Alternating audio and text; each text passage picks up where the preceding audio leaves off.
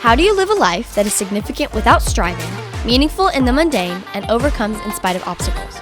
Welcome to The Conversation, the Significant Life podcast with Jen and Marcus Jones. Hello, and welcome back to the Significant Life podcast. I'm Jen Jones, and I'm really excited about today's episode.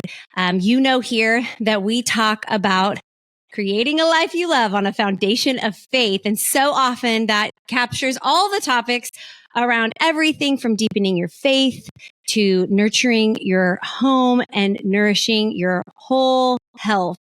And the conversation, first of all, if you are watching this on YouTube, I'm wearing a baseball cap that says sisterhood, which is super appropriate because our guest today, I met through a sisterhood, an actual real life group that is called the Open Door Sisterhood.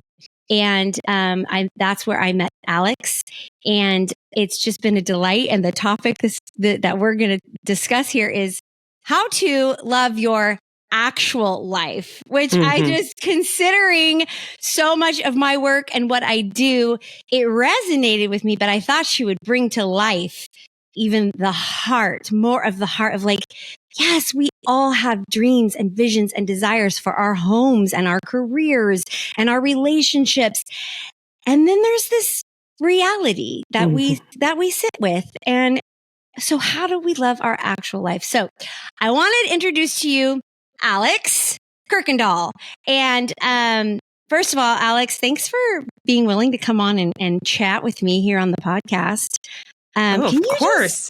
Well, I mean, you're quite a thing, in my opinion. Anyone who has written 5 books is a thing. I'm like, wow.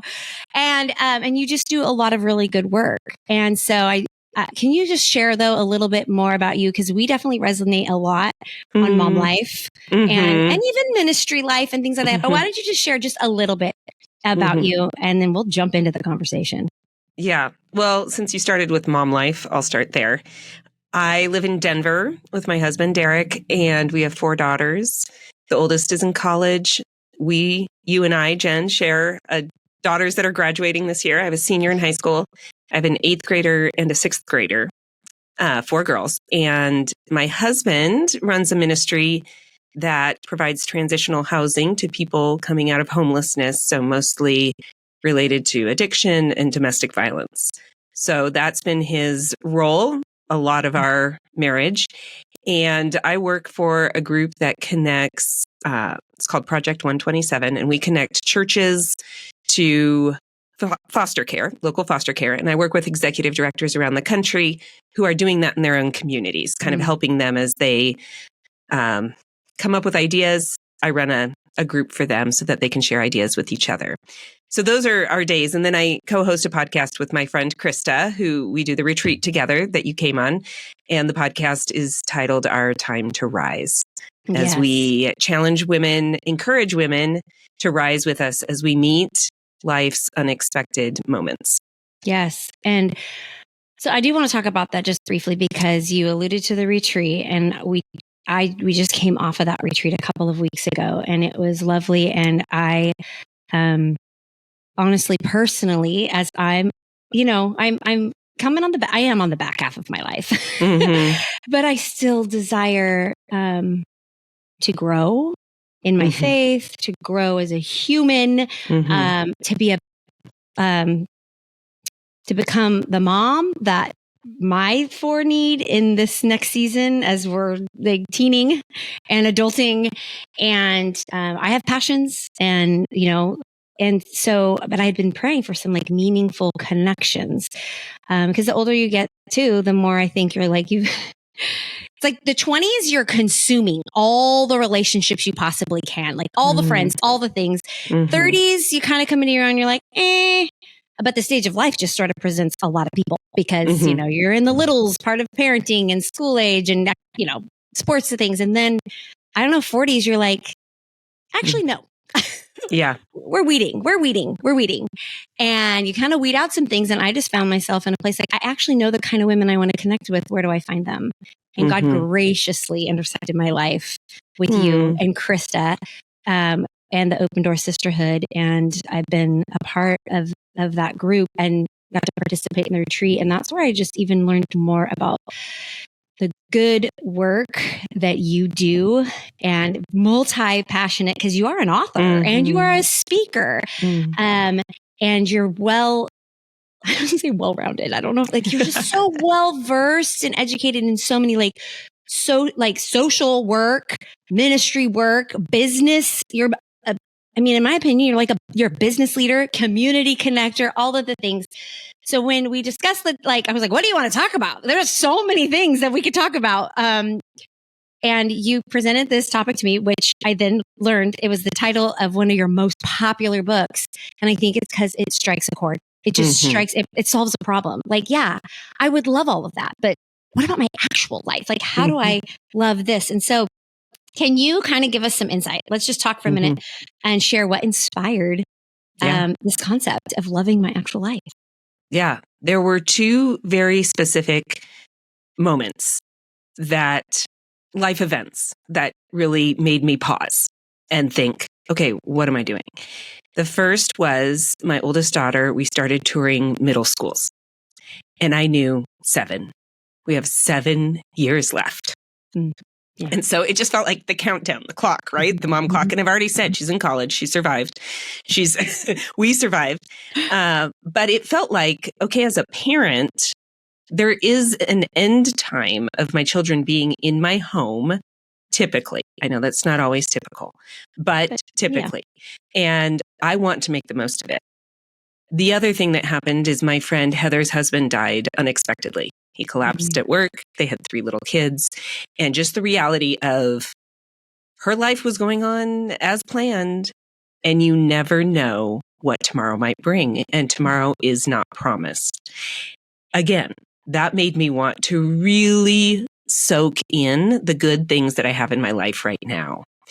And as I was watching other women and listening to conversations and really, I'll be honest, examining my own life and my own thought patterns, what I was hearing often was the if onlys. Yeah. And when we have a bigger house, then we can have people over. When I lose 10 pounds, then I can have fun with my kids outside. Or if only we had a bigger budget, we would do fun family vacations. If only it doesn't matter. We all have our things that we're waiting, that we think when this happens, then my life will be fulfilled and happy. And I also know those things happen. And then I just move on to my next, if only.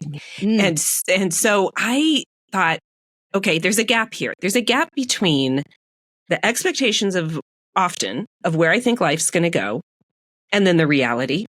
And often I don't know that I have an expectation until it is not met. Because when an expectation is met, I just think, oh, life is going as it should. Yep. But when it's not met, I start feeling disappointment, fear, anger, resentment. And I knew when those two things happened, I don't want to resent my life. I want to be appreciative and grateful for what God has given me. And He has given me a lot, no matter the stage of my life. He has given me so many things to celebrate and cherish. And so how do I, given the fact that I do have some things that I don't really love about my life, how do I step into that reality? And so I did a 9-month experiment where each month I focused on a different thing that I thought would help me maybe love my life a little more. And those things were based on the things that I think hold women back. Okay, so I think there's kind of 3 areas. Yeah, let's talk about that. Okay, that's brilliant. And I love the experiment. I think everybody needs to go get the book as you dive into that in more detail, I'm sure. So, and the fact that it's the things maybe you don't want. I mean, that is so much of what, I hear you. I agree with you. I mean, that's divinely different for me. It's how can you, create a life you love when it is significant, when it's unexpected, unwanted, unknown. But I really love the posture that you're taking, and going, okay, here's the actualities, but what are those barriers? What did you discover even in your experiment? Or you've worked with a lot of women for a lot of years. I mean, that's the whole Open Door Sisterhood, is a variety of different kinds of women. And then you have other experiences beyond that. So you are an expert in this. What did you discover were what are my barriers, Alex? Yeah. Well, I can't say for sure what yours are. I know. But I can say overall what I have heard from women in really this across stages of life, because I was writing the book, and I will say a lot of the examples I used were from my life at that time, which was little kids and kids in elementary, middle school, where I was busy driving, right? Like that's the busy years was when I wrote the book. But the truth is, I think the practices, the 9 practices, because I broke it up into 9 months, because I figure moms live in 9-month chunks between pregnancy and school. That's just the way I think. So over those 9 months, those things are still relevant to me today. When I think about, am I loving my actual life? Well, maybe it's because I need a little bit more creativity. Or you mentioned passion. I need to be following a passion a little bit more closely. So I don't explicitly say the 3 barriers. So I will tell them to you now, to your listeners. I'll give them the inside scoop. Thanks for giving us this scoop. What do the kids say? Spilling the tea. Is that what right. That's what our kids say, yes. But the things that I did try to put more of in my life were in response to these 3. Okay. And they are comparison, which probably isn't a surprise, boredom, which we can unpack a little bit, and fear. So usually some kind of discontentment, I think, in a woman in the United States today's life can be traced back to one of those core things. And when I talk about comparison, we all know, we talk about it constantly, that we live in a world where we all of the sudden have access to other people's highlight reels all the time. And it is, it's just ridiculous when you think about, brutal. I am looking at a high school friend's that I don't even talk to her anymore, her vacation pictures.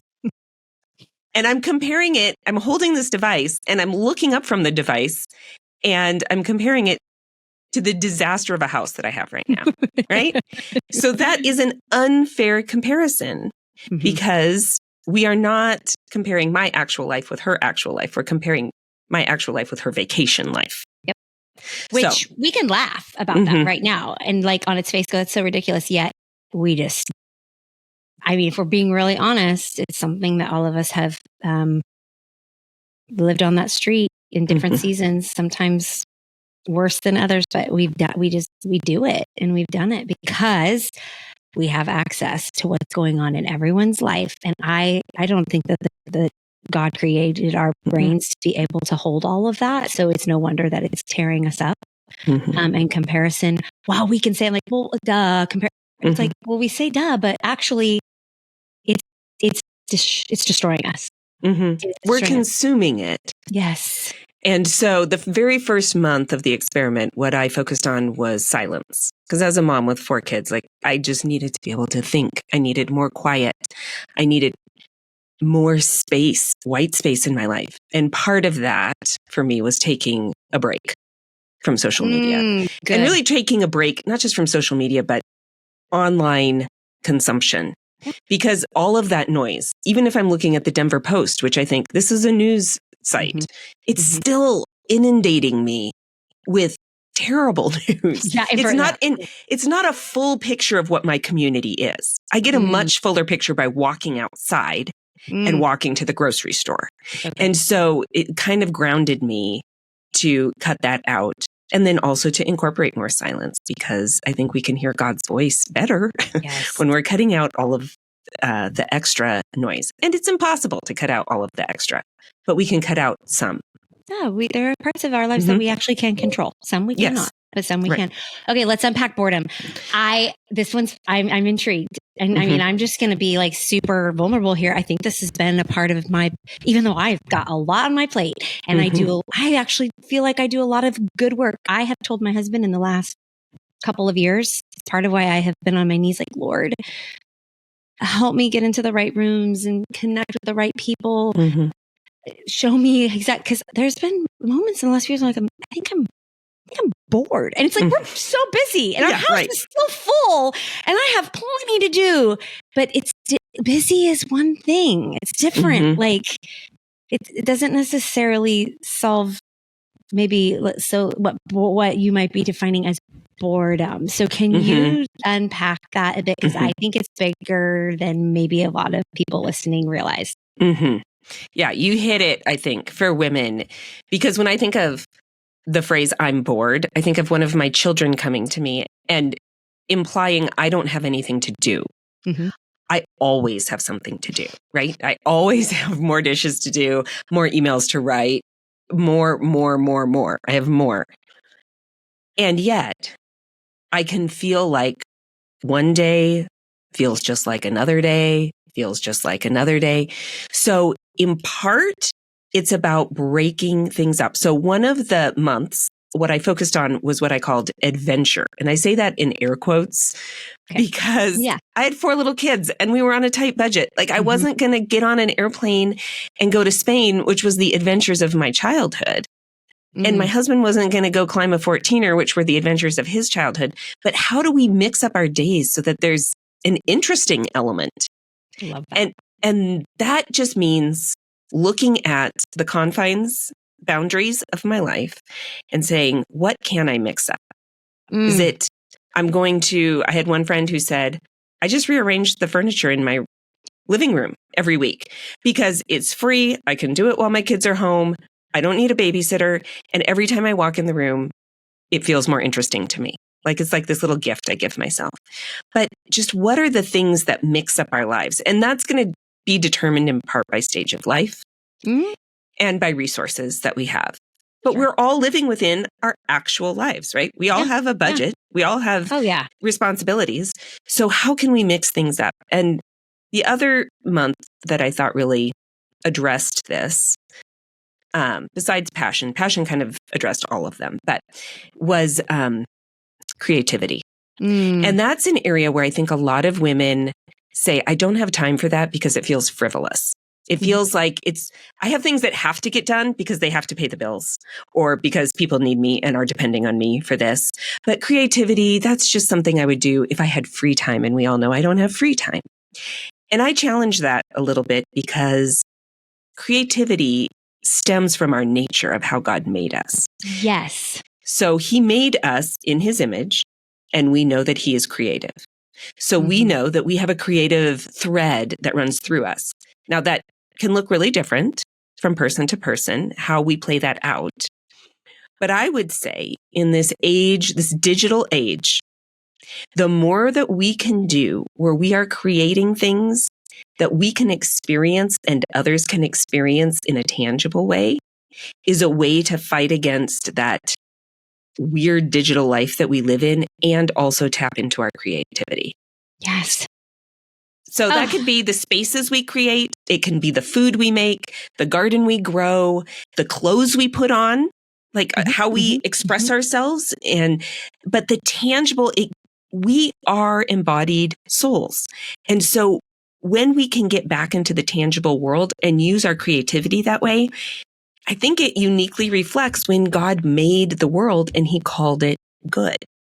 And we want to make things, and that's the other thing, we need to call them good because we can make things and they're a major Pinterest fail and still be good. Yes, exactly. Right? So they don't look the way we intended, but that's part of the creative process.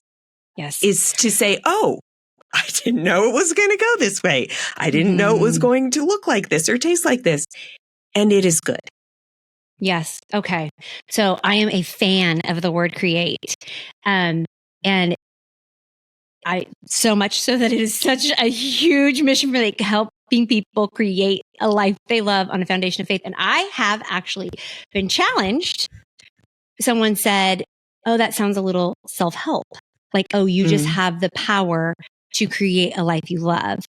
And I sat with it and I was like, well, I'm not really wanting them to like build. Like I was looking for other words like, well, it's not really about building. It's about, and the reason I like create, there's something so, we are we're partners with the creator in this life. Like he is our partner. He is the creator. We bear the image of Jesus. Like you said, like, I'm like, oh, or we bear the image of God. And he's an ultimate creator. And to me, it feels freeing. Yeah. And honestly, I would not consider myself a creative. Some people sometimes will say, you really love clothes. And I'm like, actually, it's a way I create. It's just a way I create. I'm not that passionate about clothes. I don't want to go be a stylist, or I'm not a buyer for a store. I don't even want to design clothes. But it is a way for me to just create.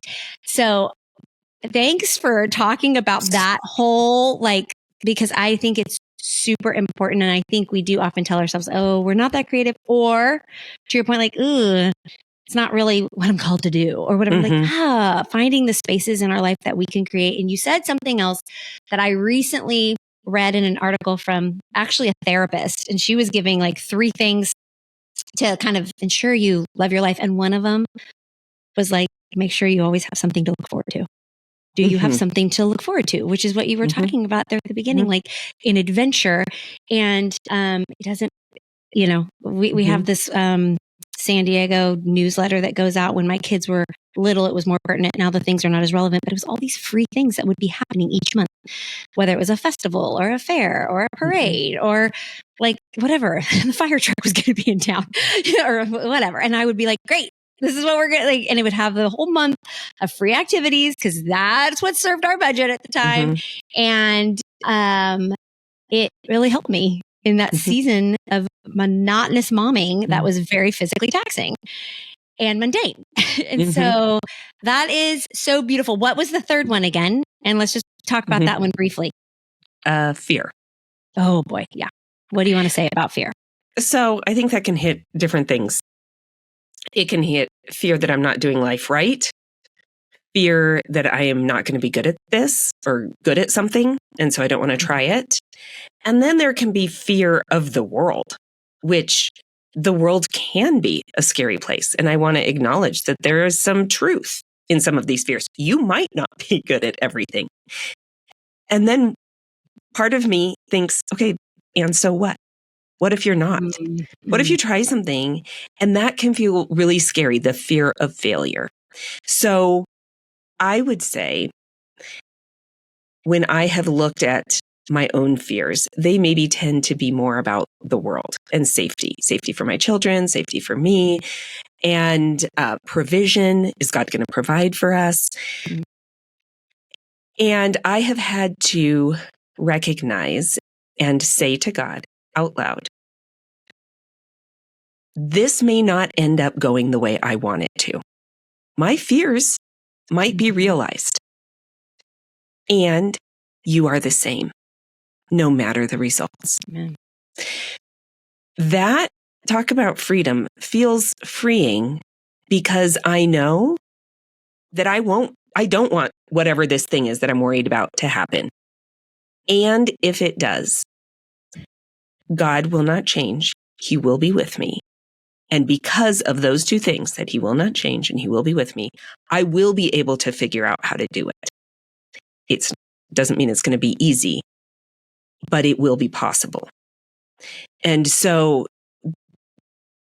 there's a lot to talk about with fear, but I did want to read 2 verses from the Message. This is from Galatians chapter 6, verses 4 and 5. And I think these really speak to this idea of creating a life you love. Make a careful exploration of who you are and the work you have been given, and then sink yourself into that. Don't be impressed with yourself. Don't compare yourself with others. Each of you must take responsibility for doing the creative best you can with your own life. So here God gives us this creative nature, and he also gives us parameters. And for each one of us, it's going to look different. And our task is to do the creative best. That's all we can do.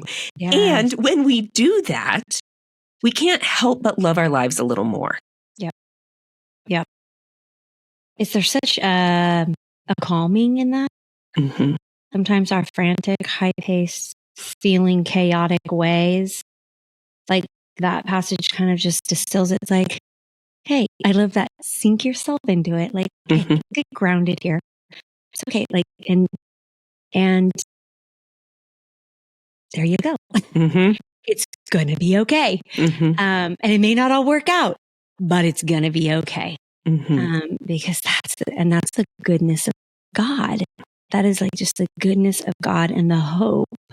And, I have sometimes had to sit with myself, and I've come to a place of like, maybe what if this is it?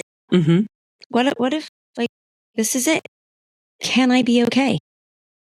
And I've come to a place now, most days, the answer is yes, but it took me years of sitting in silence with the Lord, sometimes not so silent, ranting or writing or however I was like sort of venting to the Lord, and then coming through to a place like, okay, silence helped me a lot to be like, actually, perhaps this is the significant life and nothing more, nothing less. And then it does, one, keep you in your own lane. Comparison thing really, really does. It does enable you to like create, because you're like, oh, okay, this is what's in our hands. What good can we do with what's in our hand? And it does dissuade a lot of fear, whether it's fear of not enough, fear of missing out, fear of the worst case scenario happening. It's just like, it does break that bondage of fear quite a bit when you're like, okay, here we are. And it is good. It is good. Well, wow. So I want to, is there any final thing that you would like to say? I feel like you've shared so many good nuggets, and I know that they can go and grab the book. Title the book again, Loving My Actual Life. Yes. Yes, that book. You have 4 others, and we'll link everything about you, but so that people can find you, and I'll talk about it here in the end. But is there any final piece of encouragement, wisdom? Because it seems to me that you have quite a bit of that you would want to offer to women who really do aspire to break through these barriers, and they truly do desire, like they're like sitting, listening, going, oh, me, I want that. That they truly want to love their actual lives. What would you say? Well, the thing I keep telling people over and over again, because I'm reminding myself, is that 2 things can be true at the same time. You can be dissatisfied with an area of your life and be working to improve it, and be content in where you are right now. It's not an either or dichotomy that we have to. I just feel like we're given so many false dichotomies. If it's not this, then it has to be this. And I think we can say, no, I do love my actual life. And I know I need to grow in this area, so I'm working on it. And I do really love my children. And sometimes they really kind of get on my nerves. Like, you can hold that tension of 2 things being true. And when you give yourself permission to do that, and you give other people permission to do that, I do think it helps us love what our actual days look like. Oh, that's so good. That is so good. And thank you for saying that, because I'm 49 years old, and I just learned that ability to hold 2 things that feel quite opposite in the last 5 years. I'm like, what in the world? What in the world? There was so much self-bullying and judgment because it was, for me, it was like, it's this or that. And I've really learned that and living, which has brought such peace and enabled me to walk in a lot more joy because of the freedom that represents. So, Alex, where are all of the places that people can find you? Obviously, you can listen to the podcast, Together We Rise.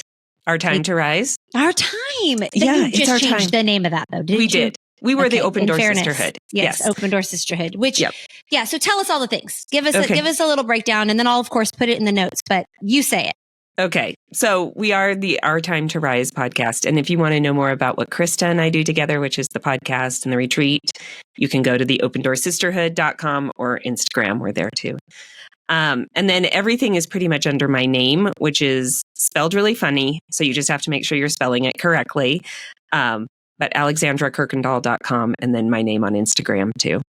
Yep, absolutely. I highly suggest you guys go listen to the podcast. I've listened to so many episodes and they're so good. And I like that it's so diverse because I feel like I'm kind of diverse in my interests and what and my needs.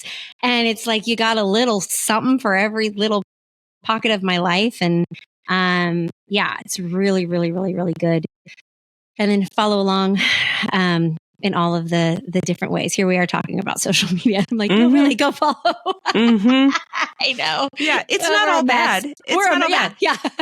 You can connect with people. It's not all bad. It's how we use it. It's how we use it. Well said. Well said. Well, thank you so much. It was a pleasure to talk to you. And I look forward to more of this with you and in real life because it's a good time. So yes. Have a great day. Thanks everyone for listening. I hope you enjoyed today's episode of the Significant Life podcast as much as I did.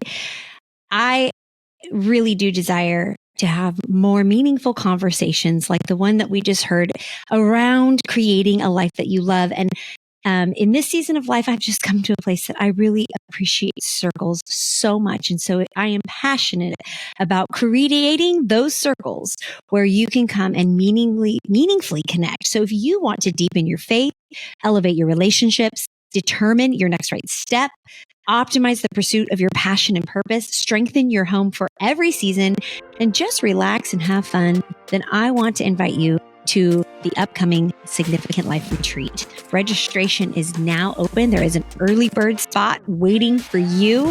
It will be happening in the new year at the end of January, but I wanted to be sure and invite you and let you know that I would love to have you there. And together, we will connect, we will create, and we will restore.